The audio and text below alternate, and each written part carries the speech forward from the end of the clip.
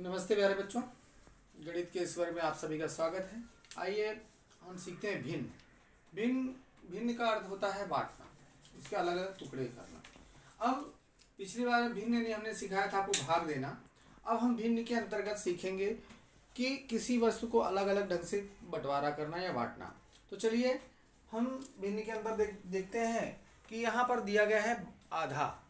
भिन्न में आधा का अर्थ क्या होता है। तो पहले हम कुछ प्रकृति के माध्यम से जानकारी प्राप्त करेंगे, फिर आपको हम फलक पे जानकारी देंगे। आइए, ये जैसे कागज का एक गोला है, वृत्त जिसको आप कहते हैं, कागज का गोला। अब ये पूरा है। पूरा का मतलब कहता है कि, और आधा का अर्थ मतलब क्या होता है, किसी वस्तु का संपूर्ण भाग में से उसके दो समान भाग में से एक भाग अर्थात आधा। जैसे कि एक गोला कागज है जो गोल कृति में काटा हुआ है और इसको हम मोड़ देते हैं। समान भाग आधा वही होगा जिसका समान भाग हो। किसी वस्तु का एक समान, ये एक वस्तु है, इसके दो समान भाग में से एक भाग, ये हो गया आधा। ठीक है, इसको हमने क्या किया, आधा कर दिया, उससे से आधे से मोड़ दिया। ठीक है, अब दूसरा कागज के द्वारा देखते हैं।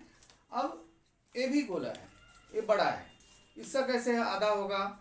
इसको भी वैसा ही है कि इसका ये पूरा है। किसी वस्तु के पूर्ण भाग को समान भाग, दो समान भाग कर देते हैं। दो समान भाग मतलब एक भाग और दो भाग, तो इसका क्या हो गया, आधा भाग। अब ये देखिए, एक कैसा भी है, टेढ़ा मेढ़ा कटा हुआ कागज है, इसको हम आधा भाग कर पाएंगे क्या। देखिए हम कहीं से भी जोड़ते हैं, ये आधा हो रहा है क्या। देखो यहाँ से निकला हुआ है, ये यहाँ से निकला हुआ है। अब फिर दूसरी तरफ से मोड़ते हैं, हो रहा है क्या, नहीं, ये भी नहीं हो रहा है, ये आधा नहीं है। अब देखिए 1 2 3 अर्थात त्रिभुजाकार है। अब इसको हम मोड़ते हैं, ये हो रहा है क्या, कोशिश करते हैं। ये देखो यहाँ से थोड़ा बच रहा है, मोड़ा हमने एक कोने से दूसरे कोने मिला के, लेकिन ये आधा नहीं हो रहा है। देखा, ये यहाँ से हमने मोड़ दिया है इसको, और ये पूरा बराबर आधा नहीं हो रहा है, इसलिए अधूरा है, अपूर्ण है, इसके लिए बराबर नहीं है। अब ऐसा ही एक हमने कागज लिया है जिसके 3 त्रिभुज है, 3 कोण, 3 शीर्षबिंदु। अब इसको हम मोड़ते हैं आधे से, होता है क्या, देखिए बराबर ढक गया, ये आधा हो गया, है ना। एक वस्तु थी, उसको हमने दो समान भाग में बांट दिया, एक भाग और दो भाग। ठीक है, ये आधा हो गया। अब ये देखिए बेलन के आकार का, अंडाकार, जैसा भी आप कह लीजिए वैसा है। अब इसको हम ऐसे भी मोड़ सकते हैं, दो भाग हो गया, एक और एक दो। ठीक, अब इसको हम चाहें तो खड़े में भी मोड़ सकते हैं। अगर एक तरफ मुड़ गया तो हो जाएगा, ये आधा हो गया, और इसको पूरा खोल दिया तो पूरा, यानी किसी वस्तु के दो समान भाग कर दिए। अब एक पतंग की आकृति का चित्र है ना, पतंग के जैसा है। अब इसको हम मोड़ते हैं, अगर मुड़ जाएगा, एक दूसरे को ढक लेगा, एक भाग दूसरे भाग को ढकेगा, तो समझ जाएंगे आधा हो गया। ये आधा है, हाँ, एक भाग दूसरा भाग, यानी ये भी आधा है। अब देखिए आयताकार, आयत के आकार का कागज है, इसको हम दो भाग में करेंगे, और दो भाग में करने के बाद में उसका हम एक दूसरे को बराबर ढक लेता है तो आधा।